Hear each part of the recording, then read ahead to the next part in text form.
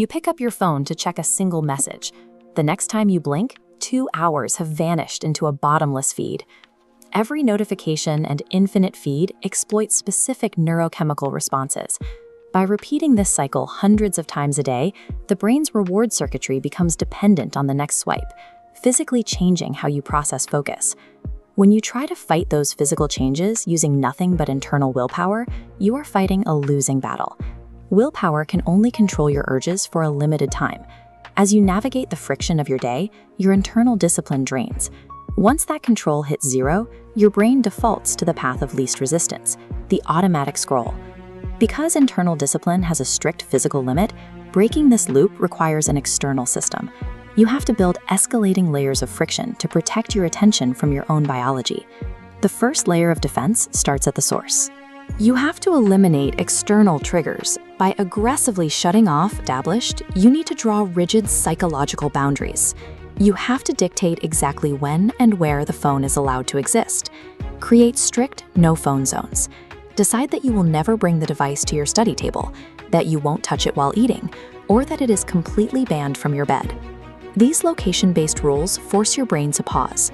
They drag your screen time out of the realm of a subconscious reflex and force every single session to be an intentional choice.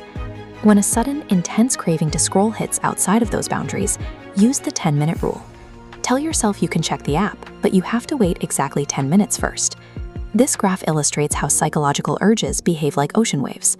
Notice the y-axis measuring intensity against a 10-minute timeline. The urge spikes rapidly, crests, and then drops off a cliff. Your only job is to ride out that initial spike. By simply delaying your reaction instead of fighting it head-on, the intense desire to check your screen naturally dissolves before the clock runs out. By combining spatial boundaries with delayed gratification, you effectively short-circuit the brain's automatic addiction loops. But when you successfully put the phone away, you hit an immediate wall. You are going to face an uncomfortable wave of boredom. A destructive habit cannot simply be deleted. Erasing hours of screen time leaves an empty stretch of time that the brain will instinctively try to reclaim with old behaviors.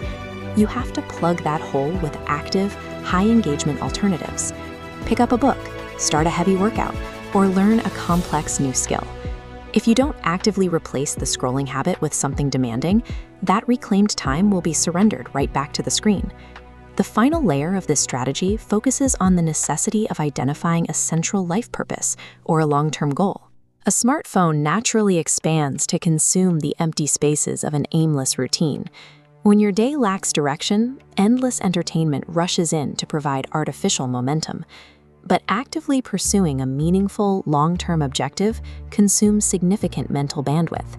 When you are fully absorbed in building something real, you lack the excess time and energy required for digital distractions. Possessing clear, unrelenting direction changes how you value your own hours. Once your time carries real weight, the urge to throw it away on a screen naturally withers. Curing phone addiction ends where a compelling real-world purpose begins, one that makes the digital world feel insignificant by comparison.